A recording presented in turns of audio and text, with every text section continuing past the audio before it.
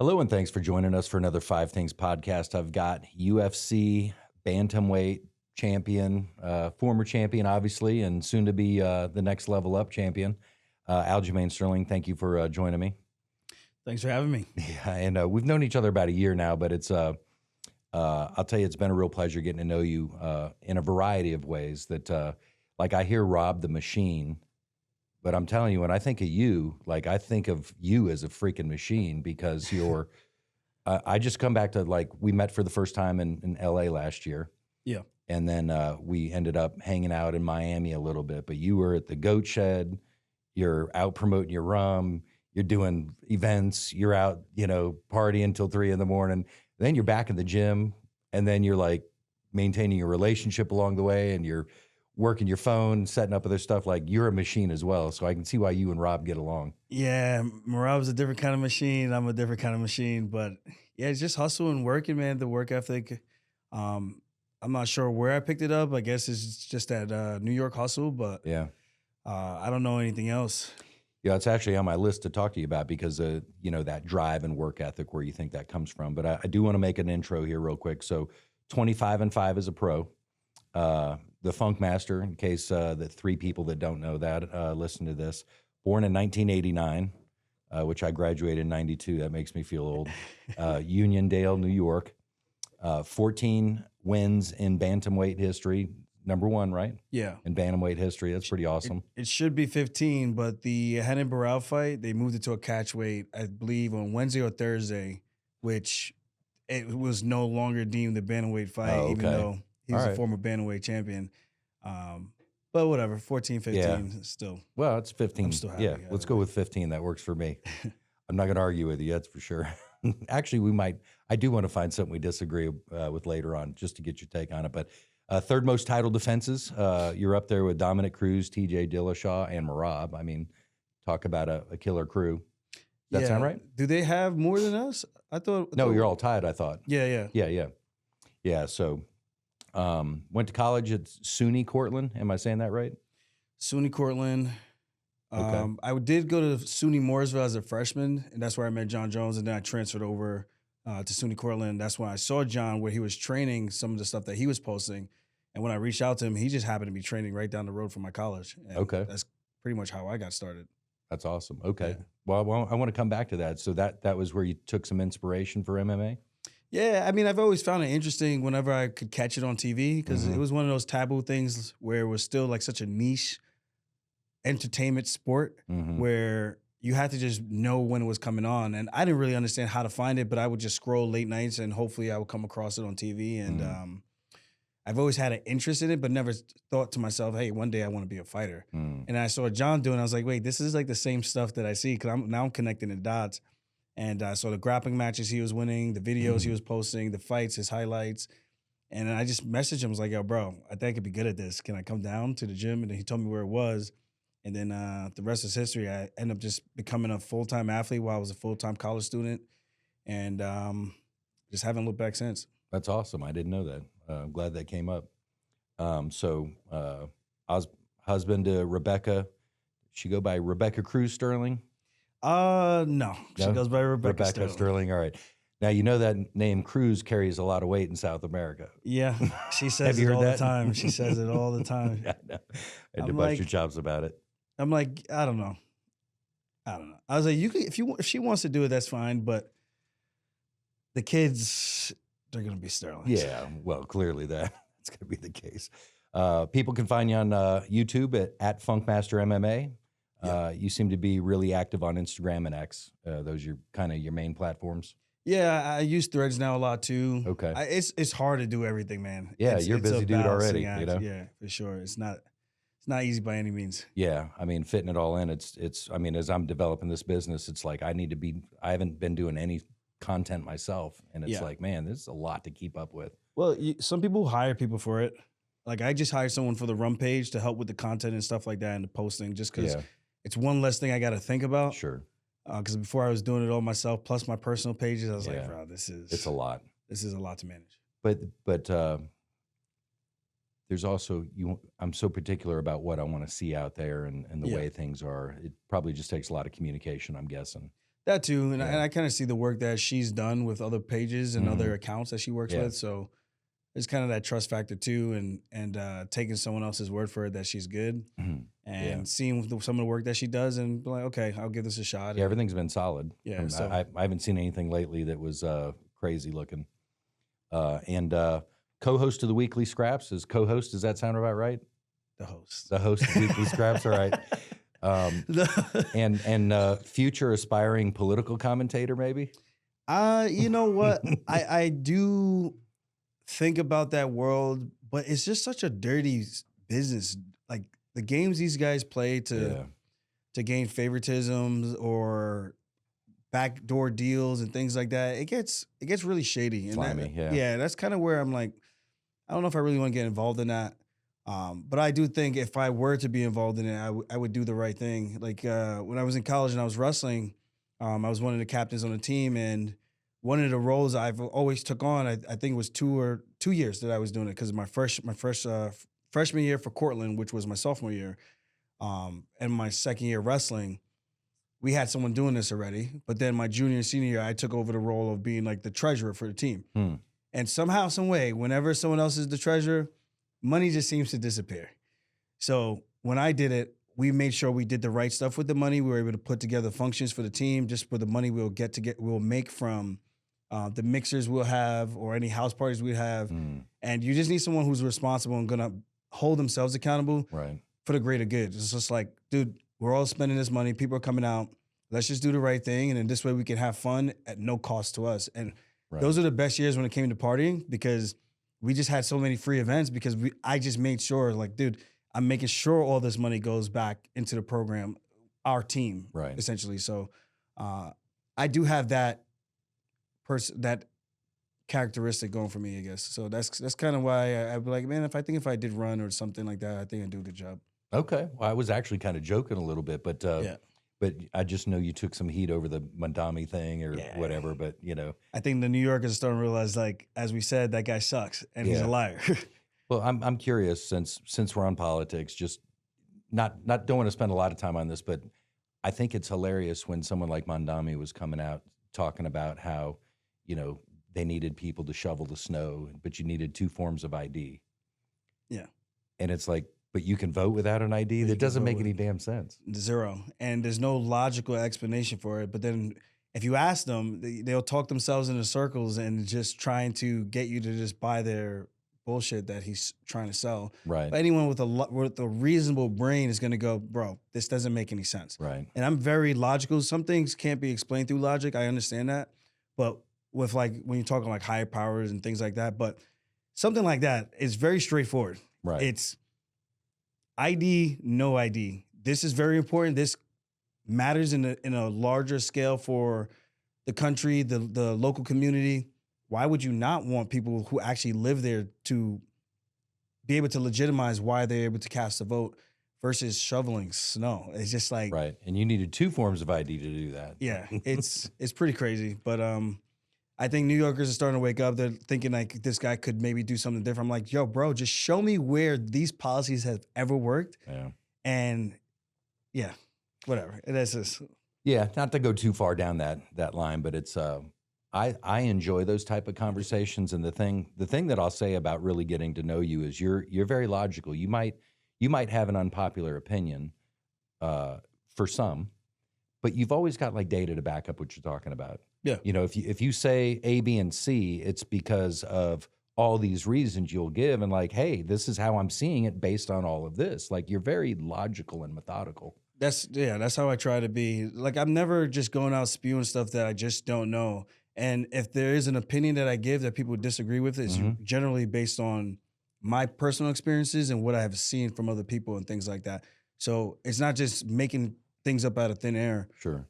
Even like the thing with the New Yorkistan comment that I made, like the joke was London Stan. That's what people were calling it. And I thought it was Right. pretty funny because of the influx of people that were coming over. Sure. And then you have the same thing starting to happen in New York. And I go, so that's the running joke, but it just didn't hit because I guess it's because it's text. Okay, even if you want to say it's not funny, okay, fair. I understand. Yeah. But I also know when you do have but someone, a lot of people do find it funny. yeah, I Yeah. thought it was Yeah, hilarious. I think it's funny. But it's not funny when they're sending threats and stuff like that to the family members and things like that. Sure. Yeah. But with that said, like a prime example I would have is when Marab came to our gym in New York and he started having success, the influx of Georgians and people from that region of the world that started coming over solely to our gym, it has an effect, whether people want to admit it or not. It's not like you're bringing in people and saying like, hey, I'm putting out a beacon and telling you to come, but people see where you are. They want to be part of where they're accepted or where they're having success and they want to feel comfortable. Yeah. And I understand that. I just think it should still go by the rules that everyone else has to adhere to. And that's separate. But then the whole thing, and this is a whole other tangent, but I know this is a secular country. I get that. It's different from government and state and religion. Like, okay, cool. Yeah. But at the end of the day, this country was founded by majority, at least from what I know, Christians. Christian principles. So I go, well, for us to have an influx of either Jewish or Hindu or what's the other one? Islamic. I go, I don't want that. Personally, I don't want that. I like the way things are right here because we're not pushing our faith on people. It's whether you want to practice what you believe, that's cool. But then when you have, I don't want to say extreme, but when you have religions that come in that typically like to try to convert people by spreading their message, I think that's where it becomes problematic. And I think that's the issues that you start to run into. And even Mandani, whatever that video was that he was saying, like he thinks people need to convert to Islam. I was like, yo, bro, this is not what this is about. Right. Like people have freedom of will to do whatever they want. And I go, this is why I think the Christians should be at the helm because we won't start pushing faith and pushing people in different directions. And I think we have too much influence from many countries. Like, of course, yeah, we're a melting pot of different cultures. We are an immigrant country, but at the same time, we still have some type of an American culture and way that people have to assimilate to the way that we do things. And I feel if you can't do that and you're trying to change people to do things the way that you do back home, then go back home. Yeah.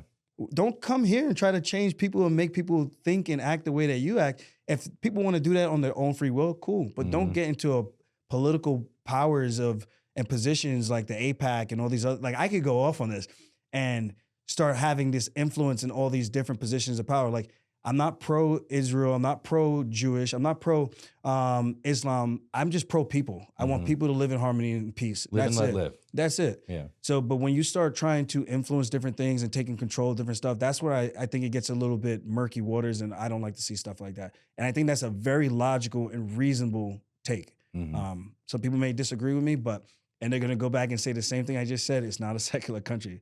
I don't give a shit. It's Christianity isn't going around doing all this other hoopla or whatever. Like, yeah, there's just so much stuff going on in the world. I just hope people stay safe and just be nice to each other, man. Like, if you want to have some violence, go join a gym, get in an MMA fight or something, or some boxing, some combat sambo, whatever it is, or jiu-jitsu to get that anger out. But I just want to see people be peaceful. I don't want to see wars and all this crazy stuff happening. And they're telling us one thing, but there's so many different political gain that they're getting behind the scenes that we don't know, we're not privy to. So, and that even goes for our own country. Like I know our country is not always the good guys. So yeah, I could go on and on about it, but it's just the world that we live in today.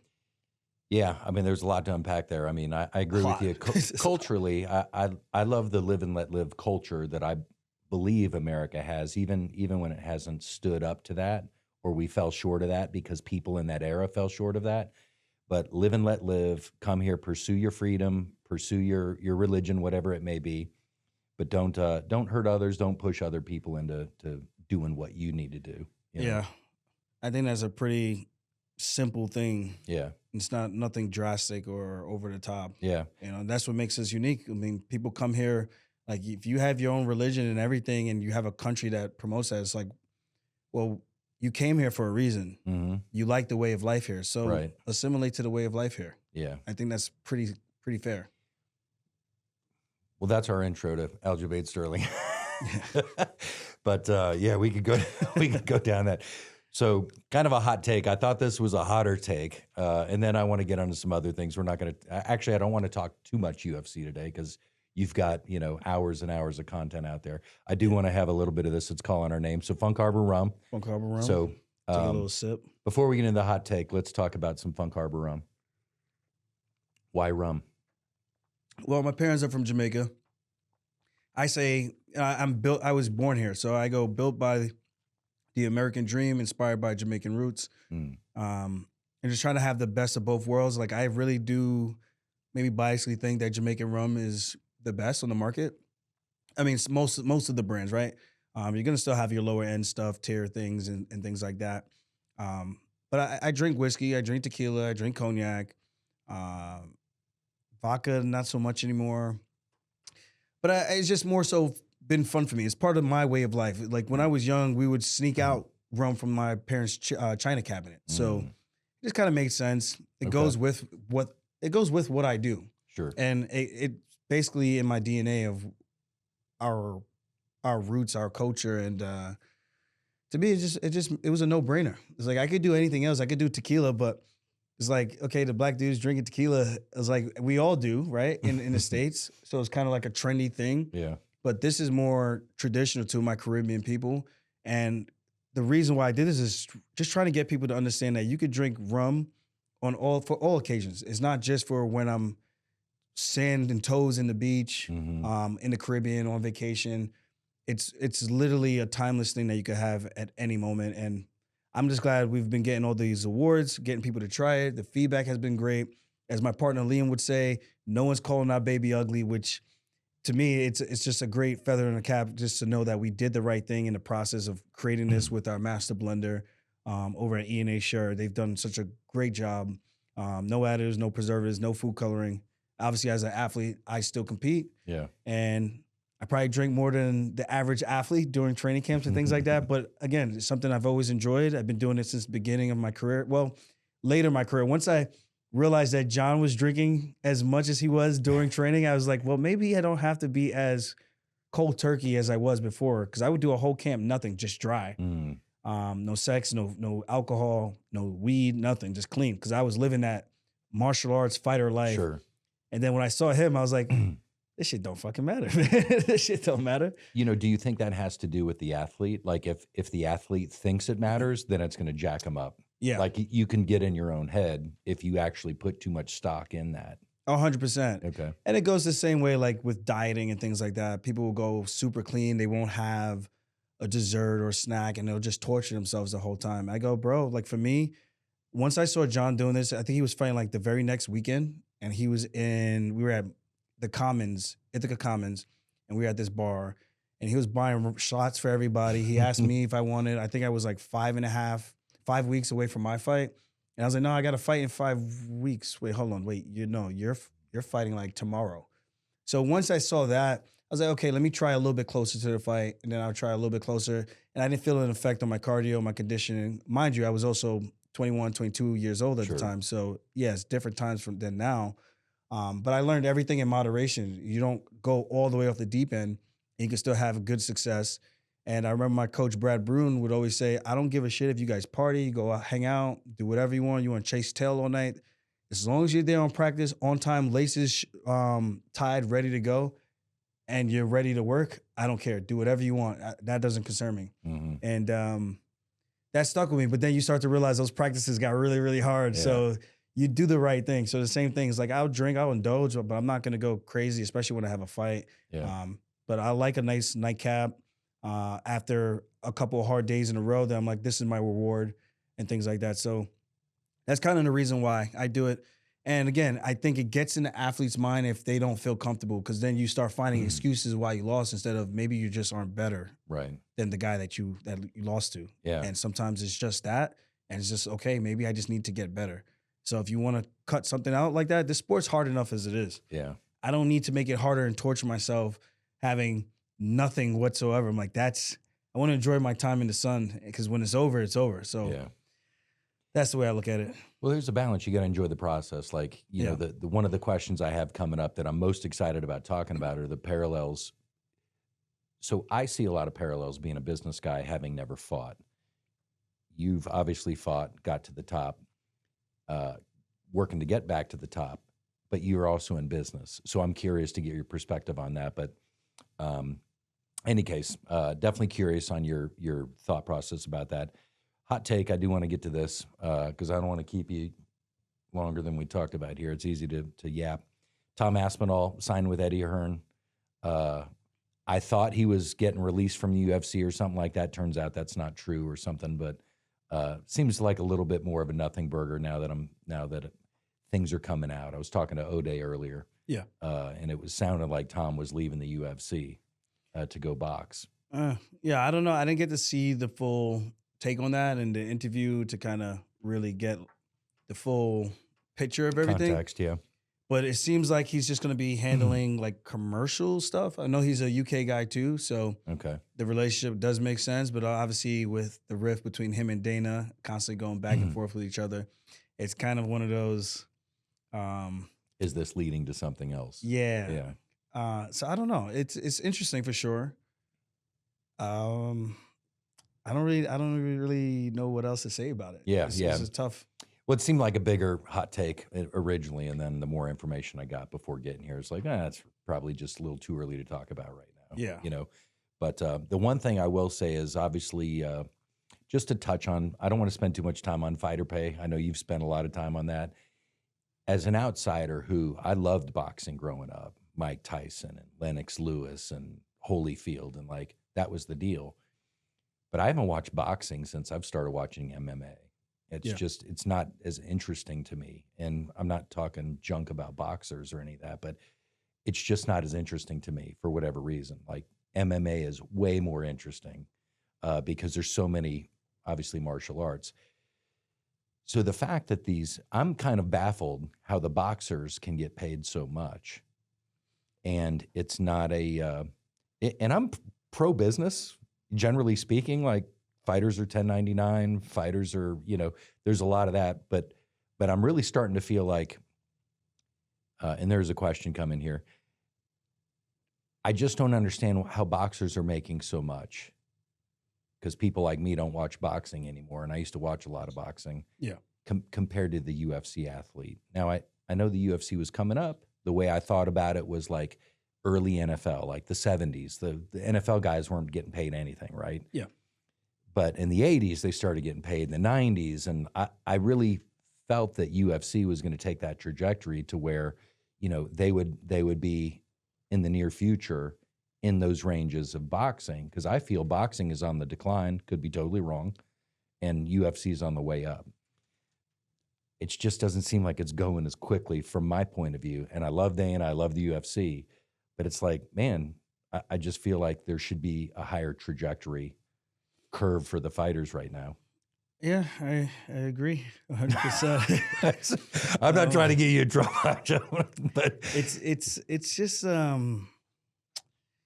it's such a tough situation on multiple aspects. Like I just go down the revenue, and the common response that I get from fans is that boxing is way more established for centuries, and that's why I go. But I'd love to see the revenues. The I haven't looked at revenue that. is still the same. The way that they generate money, do they have a secret source of income that because of them being around for centuries that they generate more money for their top fighters on the card? Mm-hmm.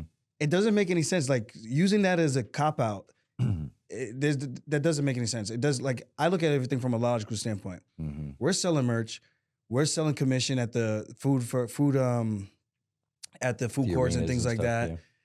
We're selling tickets, we're selling seats. What is the actual difference? Where is that source of money coming from? Is it a TV deal? Mm-hmm. Okay, we have that. We got a pretty lucrative one just recently with Paramount. So I just want someone to be able to just explain to me what the difference is. And I don't think anybody can. And that's why I say the things that I say. I just go, well, if there was some other thing that they could justify, I could go, okay, I can understand. But it just doesn't really seem to be anything like that. So I just get kind of lost in the sauce with that. And that's really my 2 cents on it. Yeah. If they can logically provide that information of why boxers at the higher level, like our champions shouldn't be getting 400, 500,000 to defend a belt. Mm-hmm. Now, just so I'm clear, I'm happy with the money that I make because I can provide a living for myself because Sure. I'm smart with my money. Yeah. A lot of these other guys not so smart, but that doesn't take away the fact that we should probably be getting paid a little bit higher at the highest level. I'm not saying everyone across the board, you come in, you're the curtain jerker Sure. or the first few fights of the night, that you should be able to command $1 million+ dollars. Like, no, I'm not saying that whatever or whatsoever. It's just within reason. Why is it that those top level guys, the Canelos, the Devin Haney's, the Teofimo, even though I know he had some battle with that before he finally got a very big payday because of the deal he was in. Ryan Garcia, all these guys, Tank Davis, like, I just don't understand what the big difference is for those guys in comparison to us. So that's kind of where I get a little bit confused and get a little bit lost with everything. But with that said, I'm happy I could make a living for myself doing this, and it could always be worse. I know that. So I'm grateful, but at the end of the day, I just know things could for sure be better. Yeah, and I'm realistic about it. Like there's always the 80-20 rule, and it's the Pareto rule. It's in nature. It's 80% of the money is going to be made by the top 20%. That's the way it's always going to be. Yeah. That's why capitalism works. I mean, that's in nature. If you're a musician, 80% of the music is made by 20% of the musicians. That's just kind of nature's laws. So it's always going to be that way. But if you're in the top 20 of the top 20, you should be really crushing it. And if you look at and again, it's I don't want to be critical of the UFC, but I think it's a very legitimate point. And I'm a massive UFC fan. I love the organization. I love the executives. And I really mean that. But I just think it's something that needs to be looked at. And maybe they're looking at it hard. Obviously the new Paramount deal just happened. It's not like I don't think they're getting stroked a check that day or something. But I would love to see it as a fan. I would love to see the athletes being compensated more. And I'm not just saying that because I know a lot of UFC fighters now, but it's looking at the data, it seems like there's lots of room for improvement. And I think that's reasonable. Yeah. And my only thing is I don't know the ins and outs of this in terms of like the revenue split. But based on all the articles, the findings, and everything that I've seen, it seems like it was somewhere between 12 to 16% for the athletes. So then, when you look at it like that, it makes you wonder, like, come on, like, there's room to be a little bit more fair here. Even if it was closer to 25, I think guys are still going to complain, but it's a lot better where guys can actually make this a sustainable career, at least in the early beginnings, so that they could potentially get a chance to see if they could actually make the big break and get to one of those big paydays or get to a big fight, become a champion. We all got into this fight. Yeah, there's money, but we all want to be the UFC champion. Mm-hmm. No other you don't ever hear a fighter go and say, I want to be the champion of this organization. Mm-hmm. They all say, one day I want to be a UFC champion. Right. And then when you get there, you're hoping that you're going to get the accolades and everything that comes with it, all the perks, I should say. And I just think when you're challenging for a belt, like, I don't think you should be making more than the champion, but I also think when you are the champion, I think a reasonable start is at least $1 million. And I think that's more than fair. I mean, I probably didn't make that till my third title defense, and it was just shy of $1 million. But including the pay-per-view, I was able to make a little bit over that, right? So I don't know. It's a really tough situation, but I think just based on the numbers, I think that's where us fighters are looking at it. And of course, Ben, I don't even know his name, Ben something, Connor Ben. Yeah, I'd never even heard his name before. 15 million. Yeah, like that doesn't help. Yeah. When guys see that and it's like, yo, dude, I've been busting my ass, and this guy just comes in and Zuffa Boxing and just got here yesterday. Well, and the other thing is you put that guy, and again, I respect to him. I don't know him. He kicked my ass for sure. But you put him in a room. His dad was like very popular or something. Okay. Like we put that guy in a room in the same weight class with a UFC fighter, he's not coming out. The UFC fighter is going to win 95+ of the time. Yeah. So it's like you're a better athlete, you're a higher level combatant, and you're getting paid less. That doesn't make sense. Yeah, again, even for me, it just comes down to what is the unique difference. And I don't want to hear they've been around. No, what avenue is generating that money? Is it illegal money that's being laundered? I really don't know. Yeah. But because, again, when you just look at the format, we all make money through the same avenues. So you got a streaming provider, you had ESPN, you had Fox, you have now Paramount. They've paid you out for the deal, whatever, X amount of years. Okay, so now where's the rest of this revenue coming from that's allowing you to provide $15 million to this boxer that's, okay, well known overseas, but in the U.S. market, it's kind of like, well, who the hell is that guy? We now know who he is because of this whole thing. Yeah. But with that being said, I'm just still curious to know how these boxers in general can generate or command that type of top dollar, top billing. You hear a guy making $100 million for a boxing fight, and you're just like, hey, I'm not mad at I'm not hating the player. Sure. I'm not hating the game either. I'm just trying to figure out how do we change our game to the same game. Yeah. That's it. Because you're gonna pay me $100 million to fight. I'm gonna fight as many times as I can. Absolutely. And I would like to get a yacht and a freaking my own private jet. Like, do my own hard work. I'm willing to do that. Right. You know, so it's not like Clearly. I just get paid for no reason. Like these other athletes in these other sports, they get paid millions for these big, fat contracts, and good for them. It's just, you know, it's just one of those things. But those guys are the ones coming to watch us compete, which I don't know. What does that tell you? Like, Yeah. I think the sport's in a really good spot. It's just hopefully we get what we should get. Yeah. Well, I definitely Or think deserve, I the should say. bonuses were a step in the right direction. Yeah, I'm happy Dana did that, and those guys did And that. I could see again, just being a business owner, I want to incentivize performance. So I could see where if I'm in their shoes to where like I don't want to pay more per fight. I want to pay more for better performances. Yeah. Totally reasonable. You know what I mean? Like more money into bonuses, more money into fight night, fight of the nights, things like that. That makes sense to me. I'd just love to see a lot more of it. You know, more larger win bonus. You know, all those performance based would be great. I'd just love to see more coming out. But Yeah. anyway, Dana's gonna slap me next time you see me. But let's get off the fight stuff here real quick. Because part of what I want to talk about is a lot of my content, Aljo, is that I want to help young guys coming up. So I never really had a dad growing up. I do want to get in, just touch on your youth growing up. But, 17 years old, getting out on my own and made tons of mistakes, learning along the way. You know, if I can take my 51 years and give that information to, younger people coming up and save them time, I'm all about it. So that's a lot of my content, although we've got into a lot of other stuff here. But anyway, long story short, let's talk about little baby Aljo growing up in Uniondale. I mean, chaotic for Yeah. one, big family. Yeah. I mean, I grew up with really just my mom until we moved in with my dad when I was going into 7th grade. And we moved from Roosevelt to Uniondale with the rest of my siblings, most of them. Yeah, and it was just very dysfunctional. A lot of fighting, a lot of domestic abuse and things like that. It was just not the Tough environment. most ideal environment for success. Mm. But we made do what we could, and I mean, I made it out. So Yeah.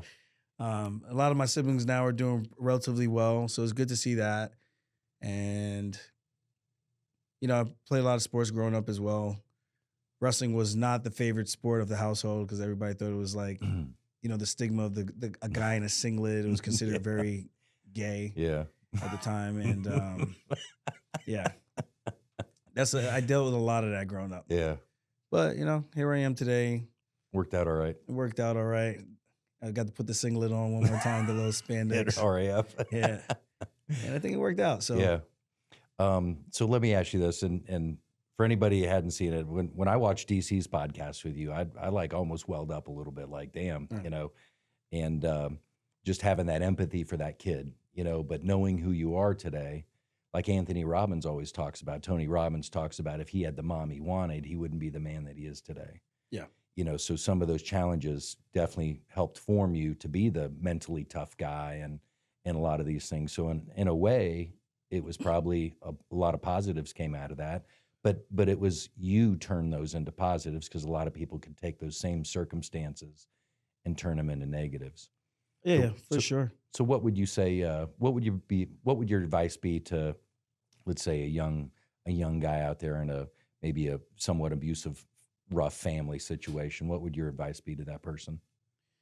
I guess I guess the easiest analogy would just be like the storms don't always last, or should I say, storms don't last forever.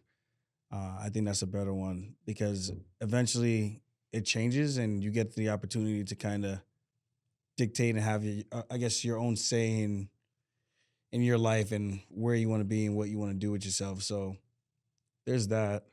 Because I didn't think I'd be here for sure. I Hmm. didn't think I'd be here at all. So it is cool to see what I was able to When turn everything into. But that's the biggest message I could give to that young kid, or even to a younger version of myself. Just, hey, as long as you keep continuing to do what you're doing, keep working hard, even though life doesn't always give you the handouts. As long as you keep your head forward, your head down, keep working, like something could eventually happen and go your way. And even if it doesn't happen the first time, just continue to keep trying, and eventually life will find a way to conform to your vision and the things that you want for yourself.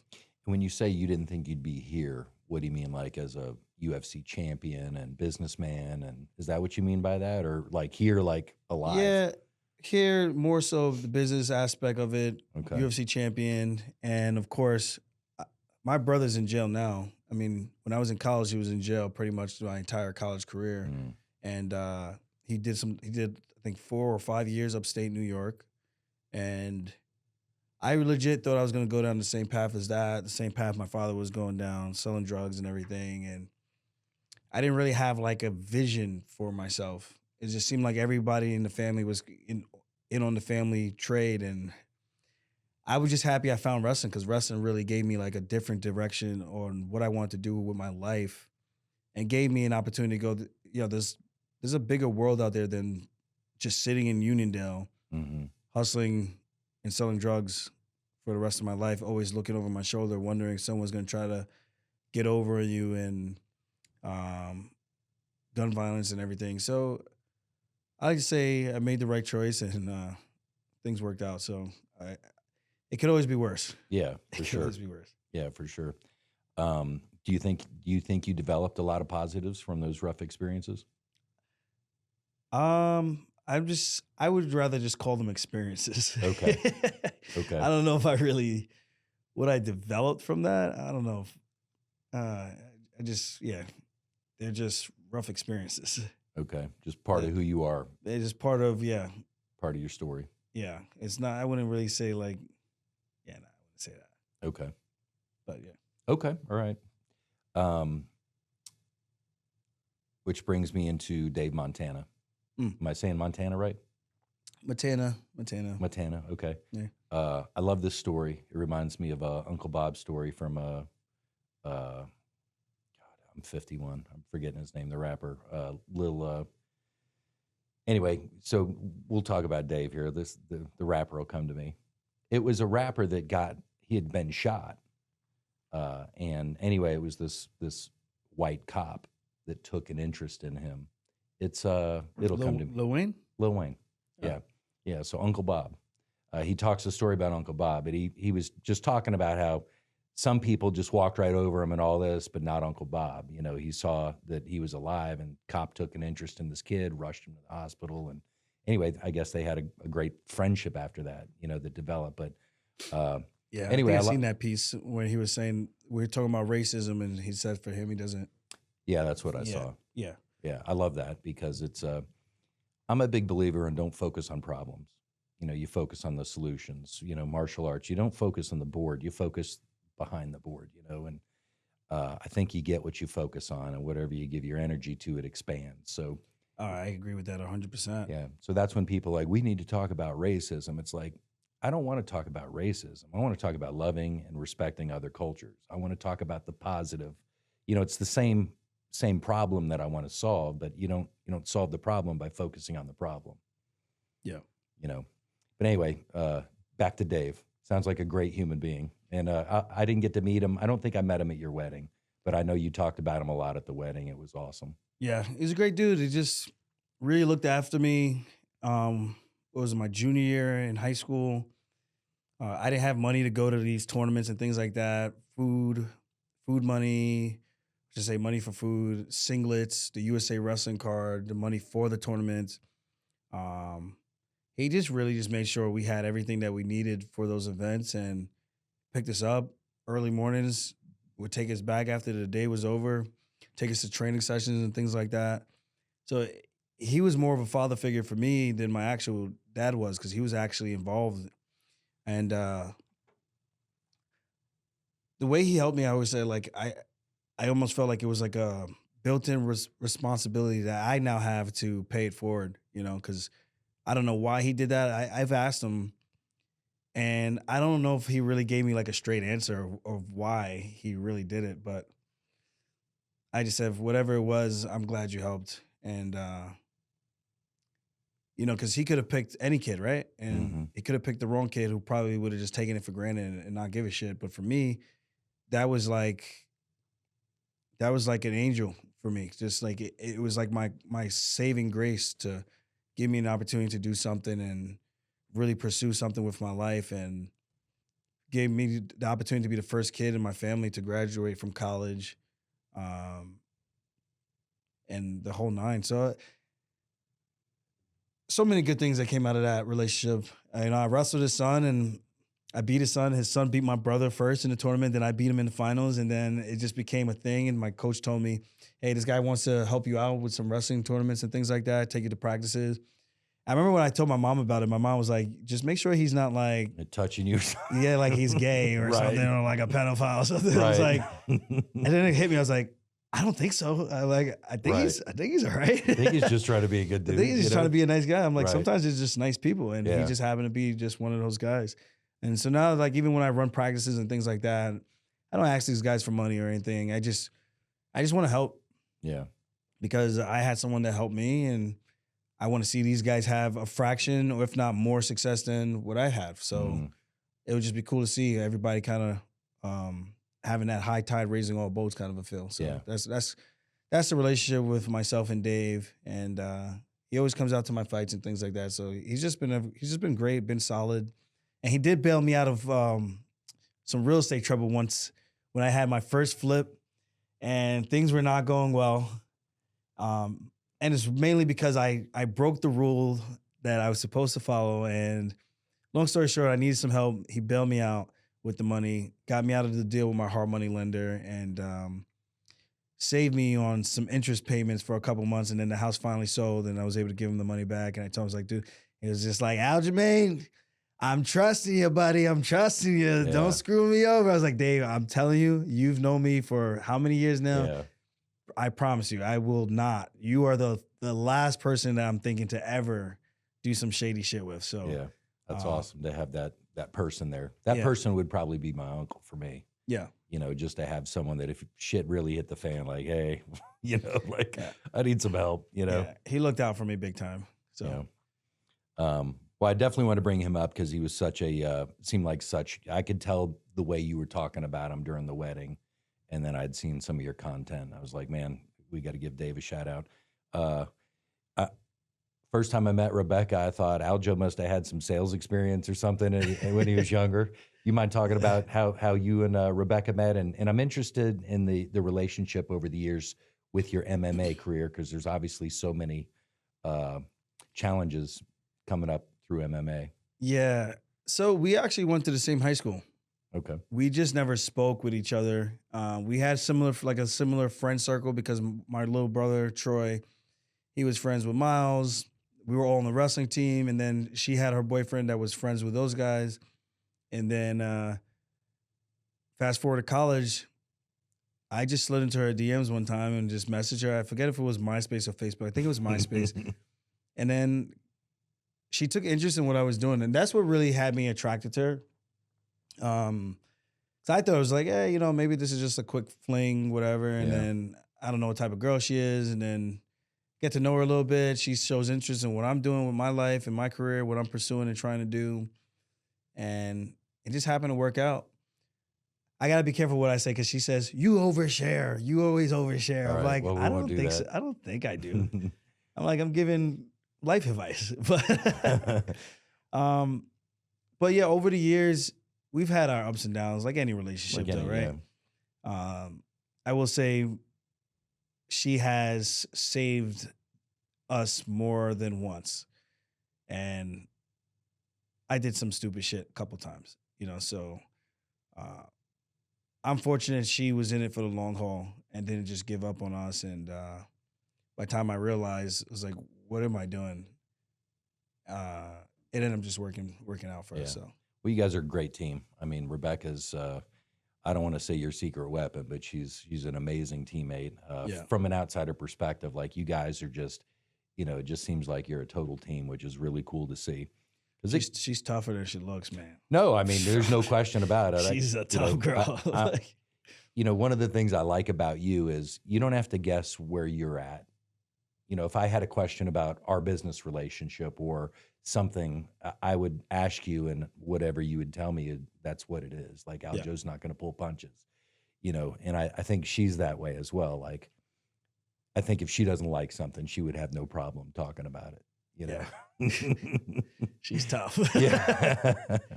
She's a tough girl. How challenging was it over the years with being in MMA? Because obviously when you're coming up, you're not crushing it financially, I'm guessing. And so you're trying to date. And of course, a woman wants a guy that's got some cash.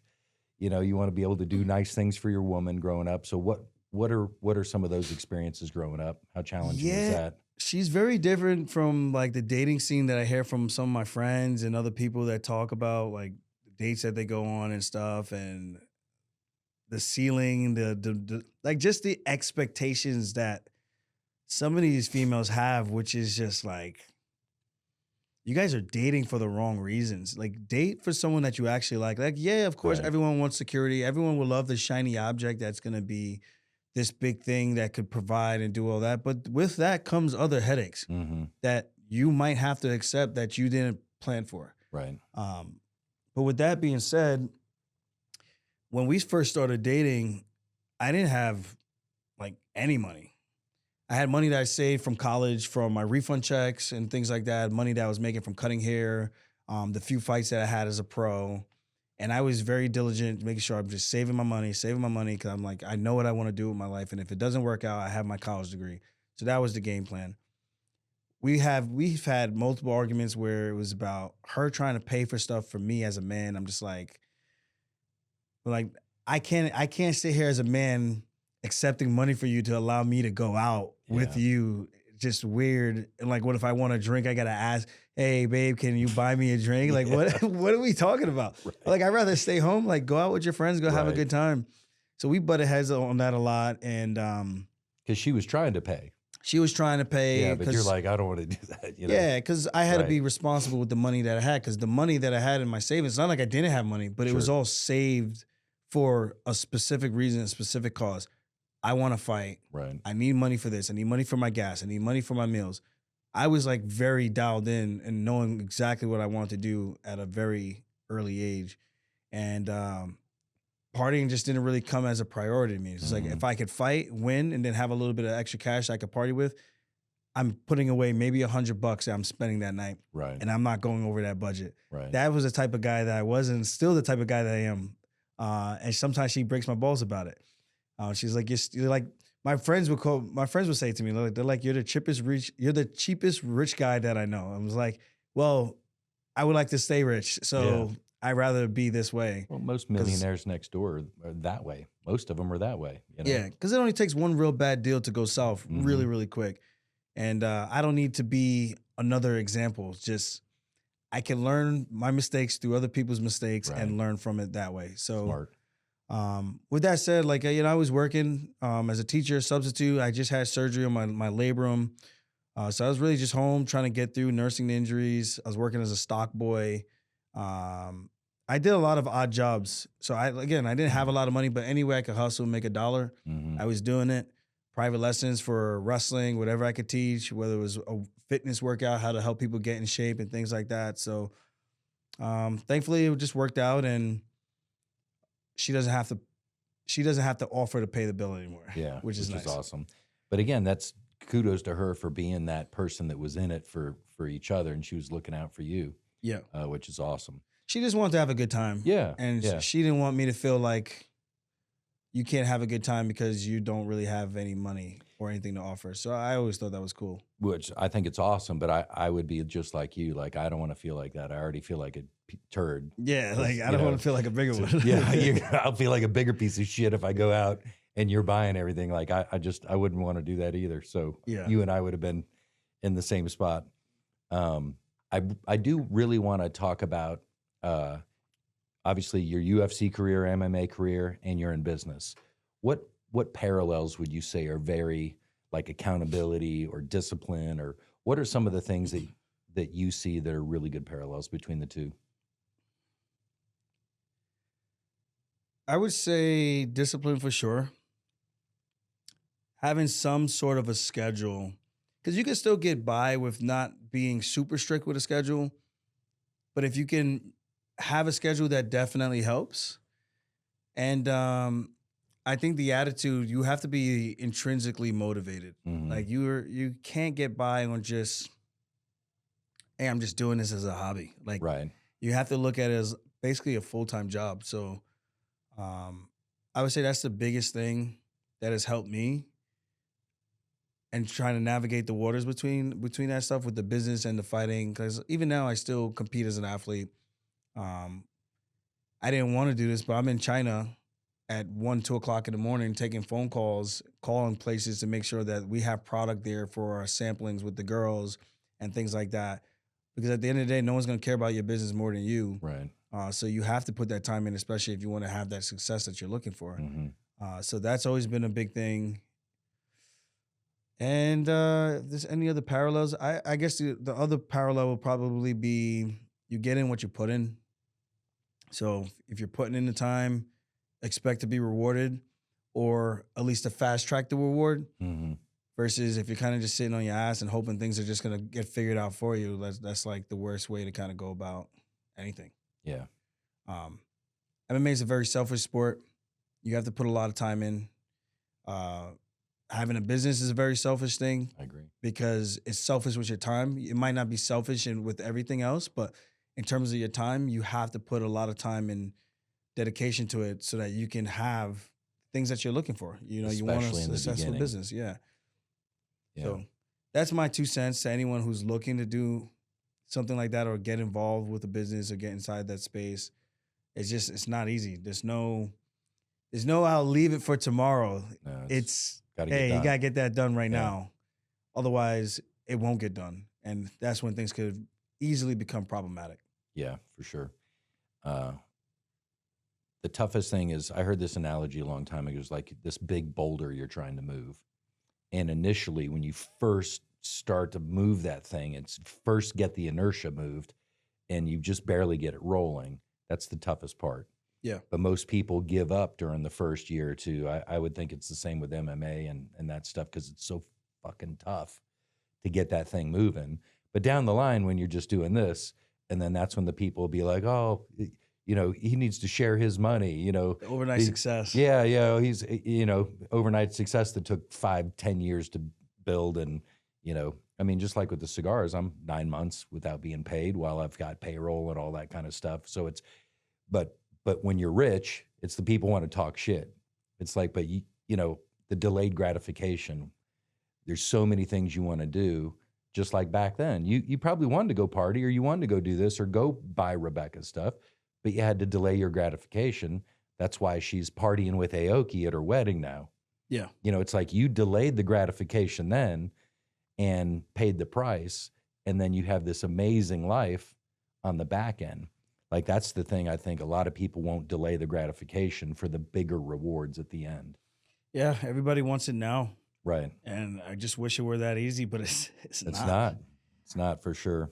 It doesn't quite work like that. So I would say, yeah, the biggest struggle is for sure in the very beginning, even with fighting, the very beginning parts where you're not making any money. Yeah. You're trying to get sponsorships.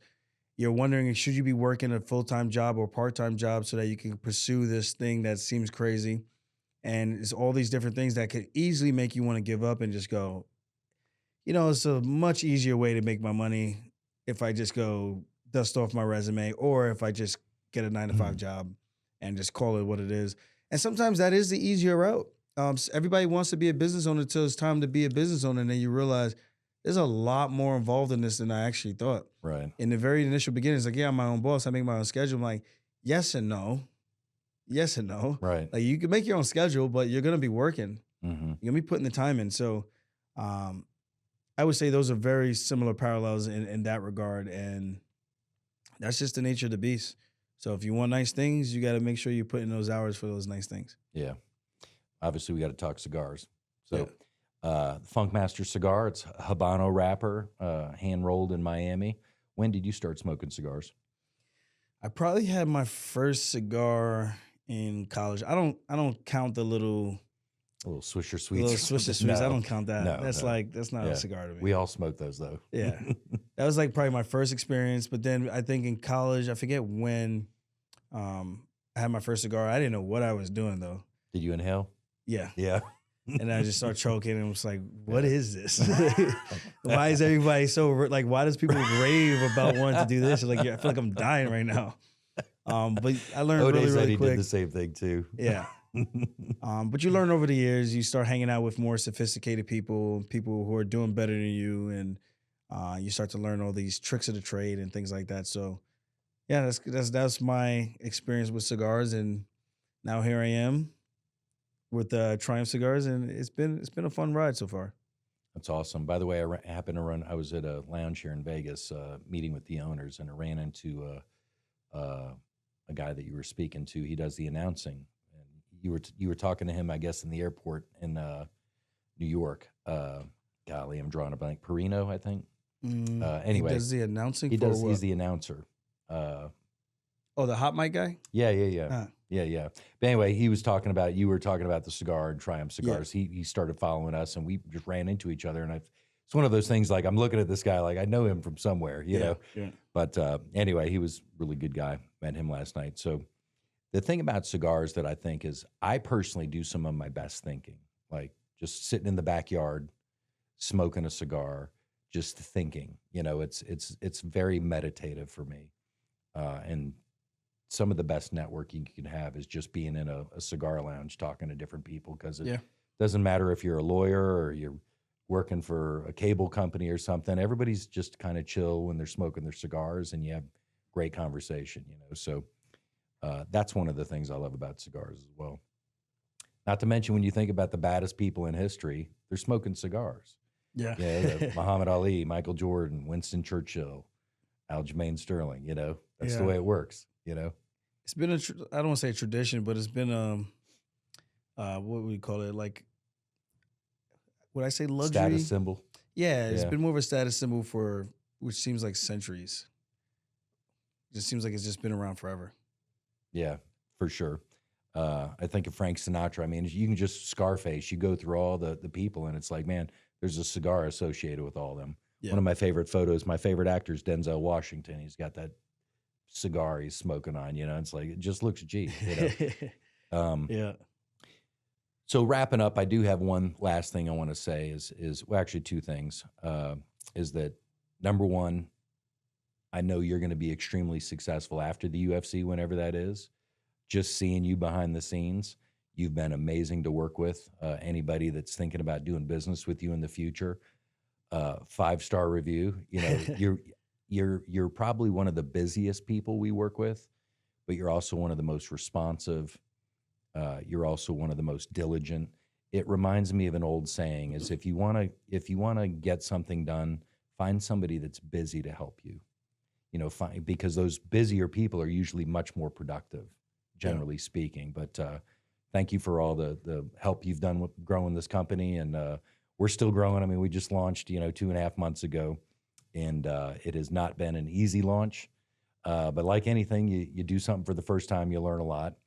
And last thought I want to say is, I just have this thought of, let's say you go on and you beat Yair Rodriguez next. You go fight for the title.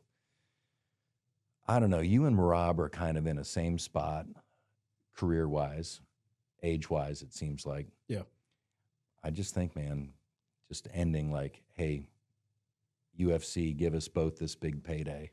We'll fight each other, and we'll both retire after that fight. And it's like you get, but I just think that would be a huge fight. People would love to see it because you guys are so close and you're such good friends. And this might never happen, but it's just one of these little fantasy things I've thought about. Like, man, they both get this big payday on their way out and they both retire. They both drop the gloves. Like, it just seems poetic. Like, I could see that happening. 15 million each. Yeah, with 15 million, we'll get that. We'll get the Conor McCallum Bench. money, or what's his name? The Ben treatment. The Ben treatment, Ben money. But that'd be a nice little way to go out. But anyway, that would be interesting. I just don't think it would ever happen. Yeah, which is cool. But it's just this little like a poetic little ending to it, and one of you guys would have shit talking rights forever, kind of a thing. It just seems like with your personalities, that would be funny. Yeah. Who knows? Yeah, you never know. Well, if the UFC wants to make it happen, I'm sure there's a number that would make it happen. That's my guess. Maybe. Maybe. Yeah. Maybe. Maybe not. Maybe not. But anything else you want to wrap up with, Aljo? No, not much. Well, I'm going to be at 8 Cigar Lounge this weekend. Okay. Watching the fights. The main card, we're doing a giveaway for signed gloves. And I should be in Tampa next week for Cage Fury. We're going to do like a meet and greet experience. That's the plan. And we have a seminar the very next day on Saturday. And so March 14th. Next week, because this podcast may not come out until like next Monday or Tuesday. Oh, well, then we can just cut that whole thing. Yeah. Well, let's just say that Cage Fury is what, the 14th? Is that Saturday as well? I think the 13th, and then the seminar would be the 14th. Okay. Yeah. Well, good deal. Well, that'll be out there in time. So make sure you catch up with Aljo. Make sure you get your Funkmaster cigar at triumphcigars.com or a lounge near you. Funk Harbor Rum you can get online. Pretty much any state. Is that how it works? I believe so. I think. I know I ordered my first stuff in North Carolina. I think Michigan, we don't have. I don't think we do direct to consumer over in Michigan. Okay. But everything else is should be pretty easy to get. Yeah, Funk Harbor Spirits or funkharborrum.com. The last thing I'll say is this too: is that last thing for real this time is the first time I bought your rum. I bought it because I'm going to see Aljo in L.A. Like, of course I'm going to have his rum, right? Like, I'm going to drink it whether I like it or not. It's really good rum, and I mean that. I've got two favorite rums. Yours is right there, basically, with the other ones. La Hacienda out of Dominican Republic. La Hacienda, yeah. Little niche-y little thing, but that stuff was really good. But this is my go-to, man. I love Funk Harbor rum just over ice. Anytime I go to 8 Lounge, that's all I drink there. They know it. They just bring it clean, right out. Yeah. It's and I feel good the next day as well. It's not like I wake up with a haze. Like I love old fashions and stuff like that, but I wake up hazy. I'm just not the same the next day. Yeah, old fashions are good. It's just when you start adding in the bitters and all the other stuff and the simple syrup, it can get a little more. It's added sugar, right? Sugar, so yeah. I feel like any type of cocktail, for the most part, is going to do that to you. But even when I do make an old fashioned, I try to make it with the dark rum, with our dark rum, and that's usually a little bit better for me. Okay. But even with the other stuff, you're still gonna feel a little bit. Okay. But I'm the same way. I drink everything like neat like if it's not good enough to drink neat or on the rocks, I feel you probably shouldn't be drinking it. Mm-hmm. That's my personal opinion. I mean, it makes sense. And your espresso martini is the bomb. I mean, that thing is awesome. That thing's like crack. Where can people get that recipe at? Is that on the website or anything like that? I know I've seen it on your social media. I think we've posted something like that once. Okay. My wife makes a pretty good one. She's like obsessed now. We Man, got this so coffee good. maker. Yeah. I don't drink coffee. She doesn't drink coffee either, but we got it for like the espresso Martini. the espresso martinis, and for anyone that comes and they stay with us that likes coffee. Yeah. She just made some last night, actually. So she just loves it. She adds the Baileys on top of it to make it more like dessert-like. Yeah, it's good, man. For real. She's having too much fun with it. Awesome. Well, thank you for joining us, Aljo. I know how busy you are. And follow Aljo on Instagram, X, and make sure you subscribe at YouTube. Doesn't cost you anything, people. Just go ahead and subscribe. It's not a big deal. But other than that, thanks for joining us for another 5 Things podcast. We'll see you next time.